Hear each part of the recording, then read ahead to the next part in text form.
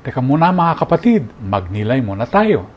Sa mga pagbasa ngayon, inamin ni Baruch ang kasalanan ng Israel, pagsuway, katigasan ng ulo at pagtanggi na makinig.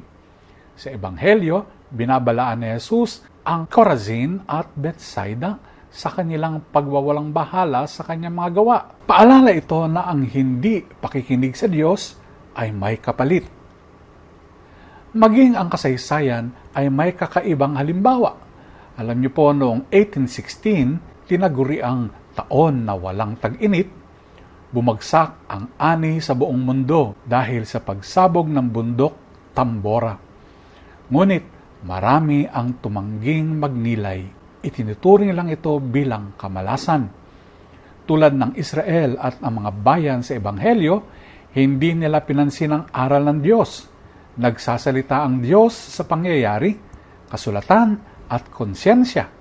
Ngunit madalas mas pinipili natin ang ginhawa kaysa sa pagbabalik loob. Huwag tayong maging tulad nila. Sa halip, maging mapagkumbaba, hanggang makinig at matapang na magbago kung tinatawag tayo ng Diyos. Pagnilayan po natin ito. Amen.